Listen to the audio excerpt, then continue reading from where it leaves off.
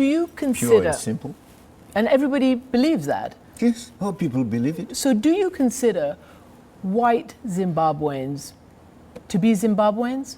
Those who are naturalized and have citizenship, yes. Those who've been living there for Yes, years and years and years? But historically, Right. historically, The people who've they been have a debt. contributing pay. to farming, historically they have a debt to pay. Yes, the land, they occupied the land illegally. They seized the land from our people. Look. And therefore, the process of reform, land reform, involved their having to hand over the land. But We agreed upon this with the British, by the way. Some 80% of that land was acquired after you took office, some of the farmland, and with the various certificates that mean government approval. Why are these people being hounded out of the country? Why are they being They are not being hounded hounded off their land then? No, they are not being But they hounded are. out of the We've country just at done all. reports Those about who it. are in industry, in manufacturing, No. in mining are not being The farmers I'm talking are about. not Why being is affected. that wonderful farmland, and why are they being... What are you talking about? We are getting land from them, and that's all. They are not being hounded out of the country. Not at all. They're being hounded off their land. Not of their land. It's not theirs. Our land. Even though they bought it with the certificates of approval from the government? But haven't you heard of the Lancaster House discussions and the agreement with the British government? Because they are British settlers. Originally, they have been British settlers. And we agreed at Lancaster House that there would be But they're land citizens. reform.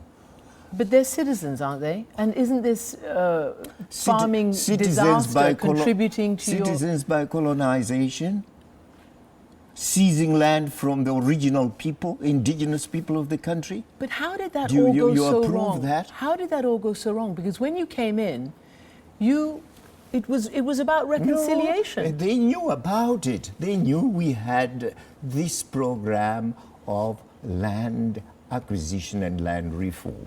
They knew about it. But what about the And blacks the British then? Okay, knew about let's it. talk about the black farm workers whose houses and shanty houses, who work on these farms, they're being bulldozed in an operation that was called Drive Out the Rubbish. These are black Zimbabweans. There was no operation of that nature. How come they're being driven off and they're shanty hounds? The farm workers. No, you're mistaken No. about the Murambachina program, which had to do with slums, getting rid of slums, not getting rid of the farm workers. It had nothing to do with farm workers at all. Farm workers, by the way, were to be given three choices. One, they could remain on the farm under the new owner and continue working on the farm. Two, if they were alien... The accusation was that they were opposition. Let me know. If they were alien, and most of them were from Mozambique and Zambia, they could choose to go home, in which case we would discuss the package that they deserved. Three, they could decide to leave the farm and go elsewhere.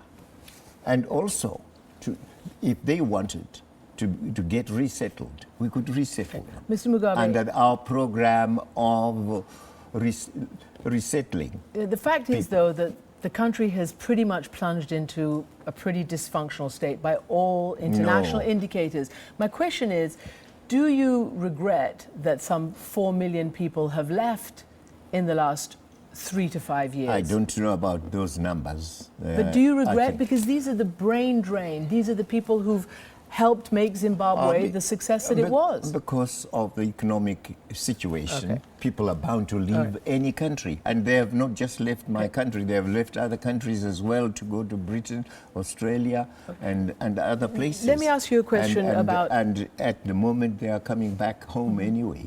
Let me ask you a question. We'll move on from this, and we'll ask you a question about... You heard what Archbishop Desmond Tutu said. That's nonsense. It's just devilish talk. Devilish talk? Yes. Do you he not... doesn't know what he's talking about, the little man. The little man, he's a Nobel Peace Prize winner. Oh, come on. He's a liberation fighter too. What South liberation? Africa.